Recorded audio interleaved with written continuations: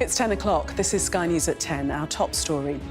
Our prisons are on the verge of collapse. The message from the new government as it confirms the early release of thousands of inmates. They've got rooms in their cells for televisions, luxuries. Take them out, put another bed in. We hear the verdict from the families of the victims of crime who say they're concerned despite the assurances of ministers. And the country's biggest police force now leads the manhunt for the suspect in a grisly crime, the discovery in suitcases of the remains of 2 men. Also tonight, why President Biden's own party critics are still holding back despite his latest verbal slips. The monarch, his ministers and a Hollywood star, the latest evidence of the changing of the guard under King Charles. And the man leading England into the European Championships final tells us why he can't yet decide on his future. The last 5-6 weeks have been an absolute roller coaster, so I don't actually know where I am with anything other than very focused on preparing the team for this game. And we'll take a first look at tomorrow's front pages in our press preview from 10:30 right through to midnight.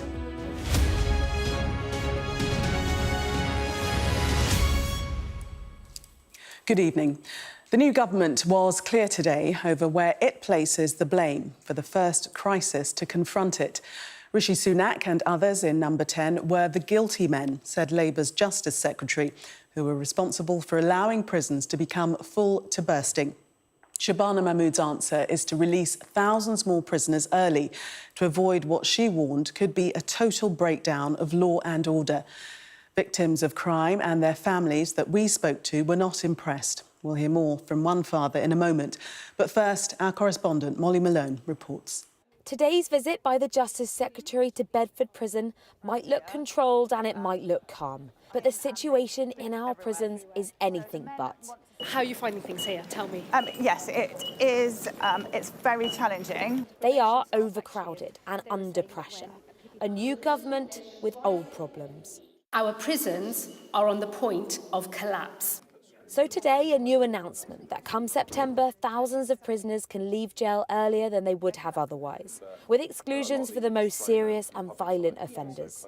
Those serving eligible standard determinate sentences will leave prison after serving 40% rather than 50% in custody. I do not take this decision lightly. The last government had been running another early release scheme, with offenders able to leave prison up to 70 days early, criticised for being last minute and chaotic, with pressures on probation. In September, that will stop, with the introduction of today's new plans instead. You've admitted today's announcement is yet another emergency measure. How long is it going to take to fix this prisons crisis before meaningful reform is possible? And are you confident the public will be kept safe while we wait for this measure in September? If we step back, did nothing, just waited, maybe hope for the best, we would face the breakdown of law and order in our country. And I am aware that every option at this point presents some risk. But the risk of the breakdown of law and order, I think, is much worse. These measures have so far been cautiously welcomed by the Prison and Probation Service. But ultimately, the early release of prisoners creates additional workloads for a system that's already stretched. And reformers say what's needed is a total shake-up. At this charity in South London, they're trying just that, training ex-offenders in tapestry, rehabilitating by reskilling to try and stop re-offending. So I've been in prison now, Molly. Every year I was in and out of prison. I'll tell you the truth, and this is the longest I've ever been out. It just gives me something, a purpose. The sort of change we need is not short-term, it's long-term. There are an awful lot of people in prison who have accepted that they've made mistakes and they want the help to break the cycle. Today came a strong signal that this government know they need to stitch the criminal justice system back together. But they know too, these announcements alone are unlikely to do that. Not a silver bullet, but a sticking plaster. Molly Malone, Sky News. Prisoners who've committed serious violent offences will not be considered for early release in the new scheme. But that's little comfort to the family of Oliver Freckleton. One of the men who killed him has already been freed, and his father told us any plan to release prisoners is not the answer. Well, the pressure, though, is intense. There are just 698 free places left in men's prisons right now. That's despite the previous government's early release scheme, which led to 10,000 people being freed since October last year. The scheme announced today will kick in from September and should lead to thousands more leaving jail. Our communities correspondent Becky Johnson spoke to Oliver Freckleton's family. They drove there and they were greeted by armed police. My wife lay down on the floor and she could see, sorry, I do get emotional about this, could see they were trying to resuscitate Oliver. Sorry. I remember screaming and just collapsing on the floor. Oliver Freckleton was Rob's oldest son. He was stabbed to death at a house party in Burton-upon-Trent in 2021. He was just 19 years old. See, and that's where it happened. One person was convicted of Oliver's murder, 3 convicted of manslaughter. But less than 3 years after Oliver's death, one of his killers has already been released from prison. The prisons are full, and some people will say, well, something has to be done. But how did it feel when someone who'd been convicted of killing your son was released early? Angry. The criminals' feelings seem to be taken more into account than the victims. What I say might be controversial, but these prisoners, they've got rooms in their cells for televisions, luxuries. Take them out, put another bed in. I know there's people out there saying, oh, that's inhumane. So what? Really, so what? There are fears that releasing more prisoners early will increase the rates of reoffending. Every week, 3 murders or sex crimes are carried out by criminals on probation, according to figures released by Labour last year when they were in opposition. Then the party claimed it showed the probation system was in chaos. Even those who believe something must be done to create more space in jails believe it needs to be carefully managed. We absolutely welcome today's announcement by the government to reduce the prison population, to tackle that crisis of overpopulation in our prisons. But Oliver's family and many others feel victims have been failed and forgotten. Becky Johnson, Sky News, Burton-upon-Trent.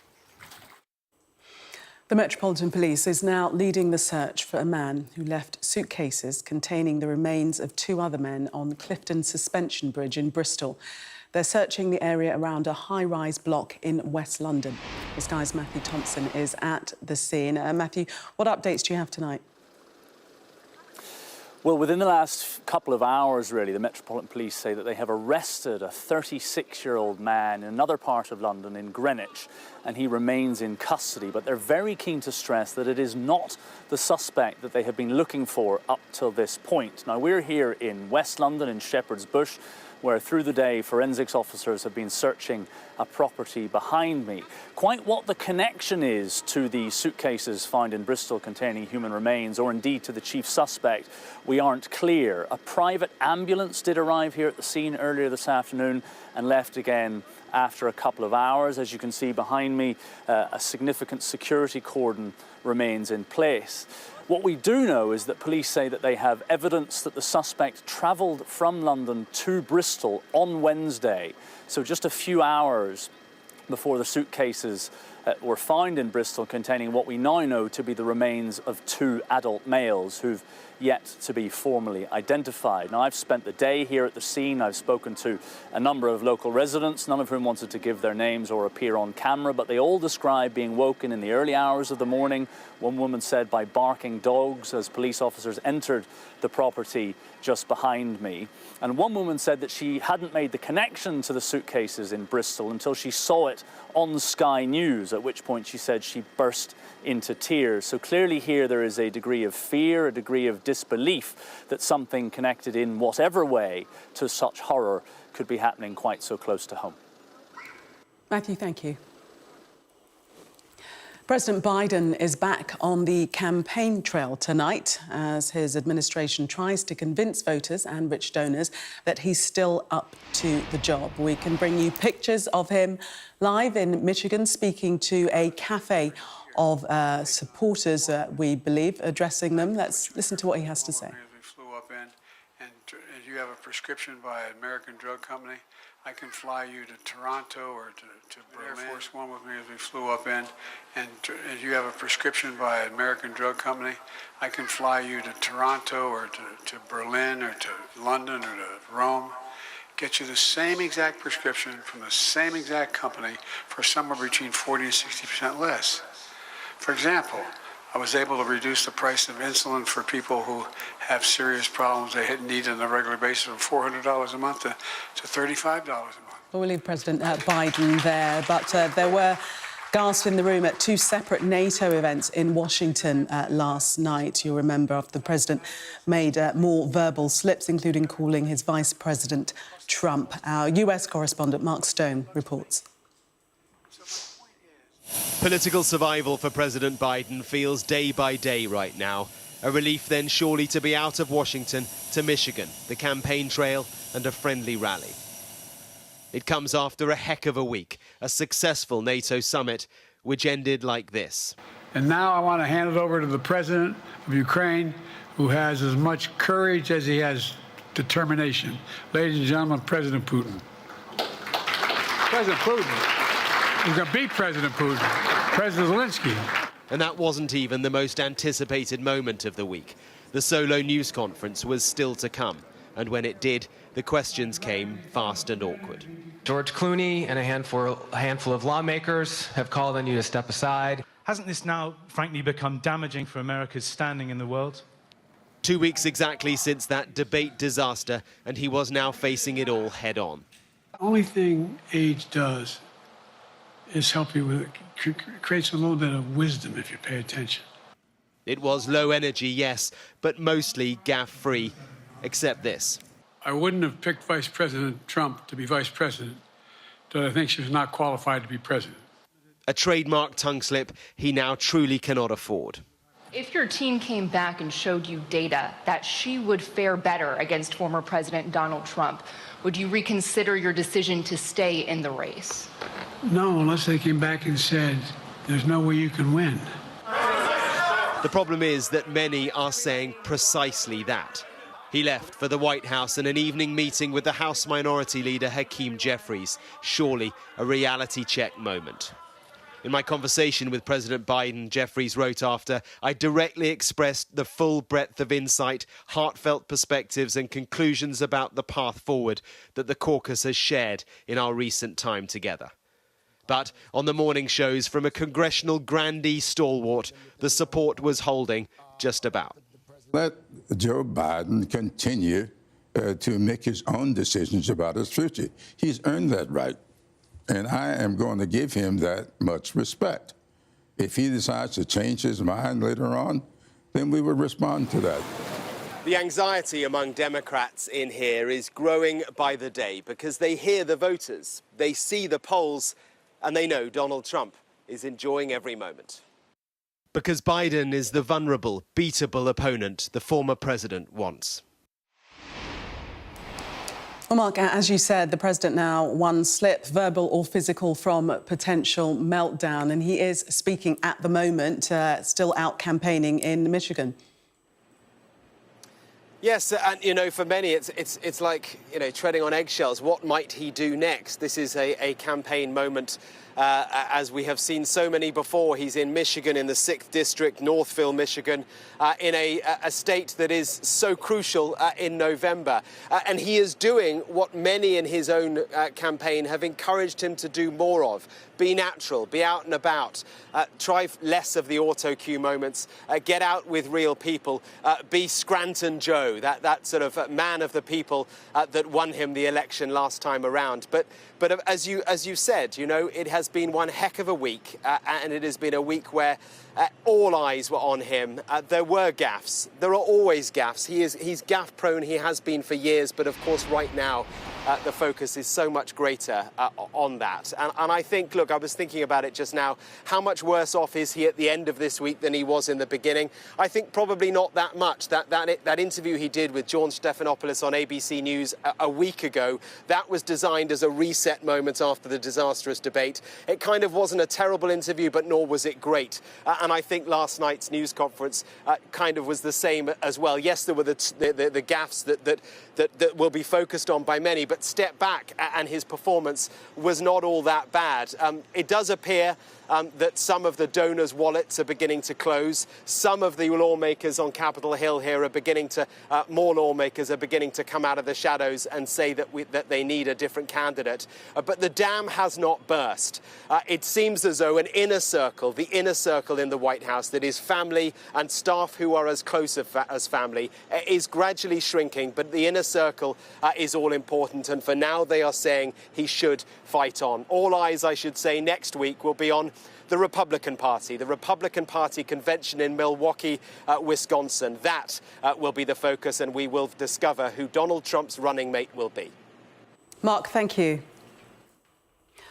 The man who plotted to kidnap, rape and murder the TV presenter Holly Willoughby had hatched his sadistic, brutal and degrading plan over a number of years, the judge sentencing him said today. Gavin Plum, who had a history of attacking women, will serve life with a minimum term of 15 years for the crime. Our crime correspondent Martin Brunt reports from Chelmsford Crown Court. At the moment, you're under arrest for conspiracy to kidnap. Who? Holly Willoughby. I don't think so. I'm not going to lie, she's a fantasy of mine. But it wasn't just a fantasy. Jurors had seen through Gavin Plum's lies, the judge said, as he sentenced him to life imprisonment. It is clear from the evidence, including your prior convictions, that you pose a significant risk to women generally of serious harm occasioned by the commission of sexually motivated acts of threatened and actual violence. I find, in other words, that you are dangerous. Having regard to the seriousness of each of your offences individually and together, as well as everything else I know about you. Plum planned to kidnap, rape and kill Miss Willoughby. The TV presenter knew nothing of the plot until Plum was arrested, when police told her she was distraught. The impact of this offending, said prosecutor Alison Morgan, has been life-changing for the victim of these offences, both in private and personal terms. Private, personal and indeed professional. It is clear that the extent of the shock and fear caused by this offending has been impossible to convey.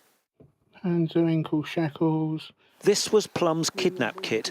He shared it online in a bid to recruit accomplices. He bought what he thought were bottles of chloroform to knock out Miss Willoughby. In a chat room called Abduct Lovers, he used depraved sexual language to describe what he'd do to Miss Willoughby. Plum's barrister said he'd read Miss Willoughby's impact statement and was devastated he'd caused her so much pain. He was embarrassed and ashamed that his online conversations had now been made public. The detective in charge of the case described Plum as a sexual predator. This case has brought misogyny and violence against women and girls to the fore. It has demonstrated that we all have much to do to stamp it out of society. It cannot be right that men like Gavin Plum are able to join online forums where they freely vent their hatred towards women and girls and plot to cause them harm. After months off work, Miss Willoughby is back on TV. An indefinite restraining order on Plum stops him attending any show she's on or trying to contact her. That's if he's ever freed from prison. He must serve 15 years before any chance of parole. Martin Brunt, Sky News at Chelmsford Crown Court. The Home Secretary said today the first known loss of life in the Channel since the new Labour government was elected was truly awful. The French authorities said 4 people died when their boat capsized. 63 more were rescued. The incident happened off the coast of Boulogne-sur-Mer in northern France. From there, our Europe correspondent Adam Parsons reports. In Boulogne, the end of a grim twilight rescue operation. The heir had escaped from an inflatable dinghy in the Channel. Around 60 rescued, but 4 people died. It is the latest tragedy in these waters off northern France. Tens of thousands come here every year with just one unifying aim: to get to Britain. The dangers of these small boats are obvious, and so is the enduring political resonance of them crossing the channel. Rishi Sunak made it an article of faith that he would stop the small boats. Keir Starmer's approach is very different. He cancelled the Rwanda plan and is focusing instead on enhanced cooperation and stronger security measures. More than 13,000 people have already crossed the channel this year in small boats.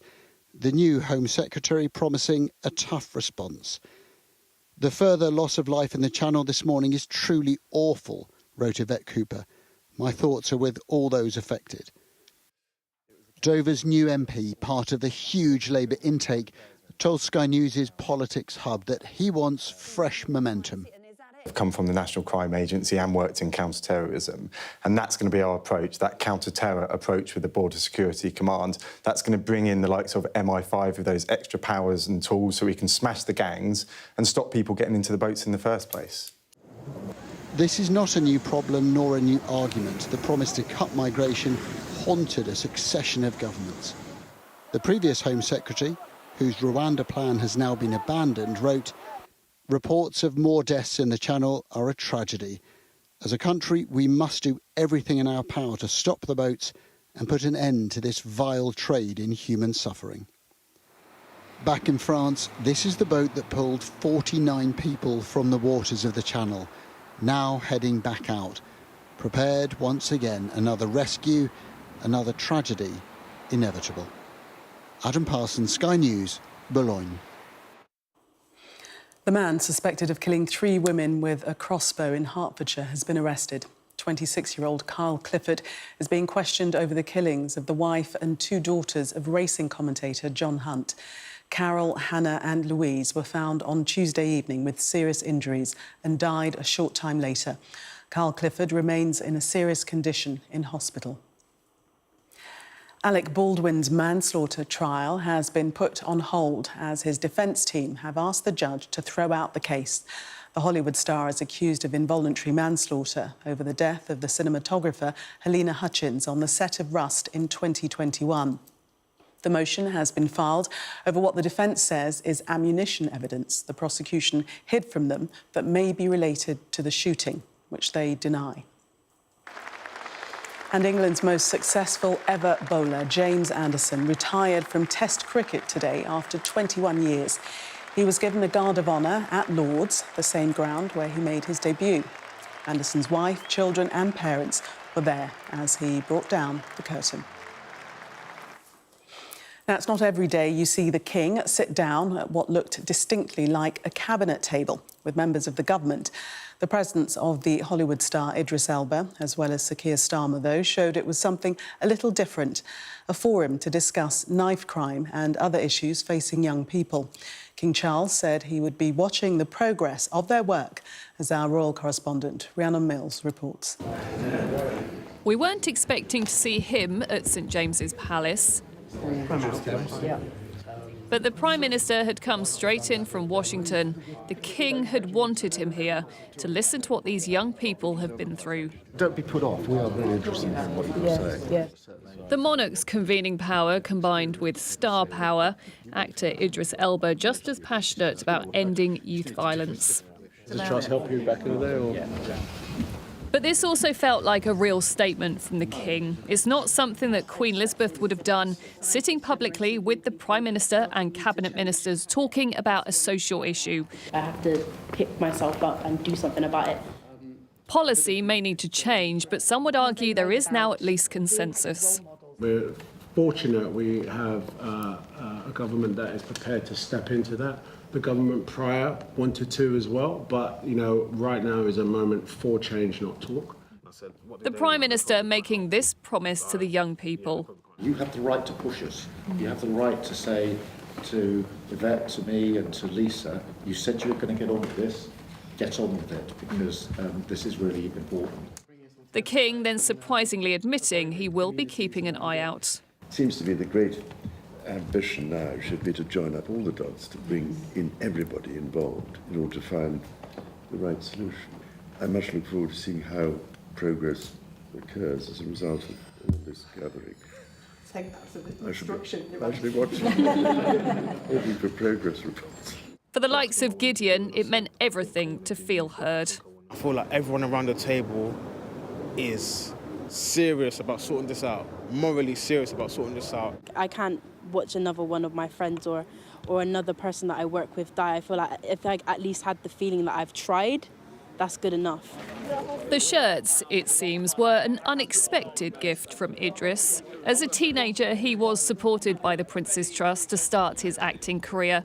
Together, they now make a powerful team to help even more. Rhiannon Mills, Sky News at St James's Palace. England's second European Championships final in a row is less than 48 hours away. But it's for the last 2 years that it's been manager Gareth Southgate's sole focus, he told us today. Speaking to our sports correspondent, he said it was emotionally impossible for him to make a decision about his own future right now, but that he'd improve the credibility of English football. Rob Harris spoke to him at England's training base. If he's feeling the weight of expectation on his shoulders, Gareth Southgate is trying not to show it. It has been a challenging Euros, but England have made it to another final. And before trying to end 58 years of hurt in Sunday's showdown with Spain, the Three Lions manager spoke to Sky News.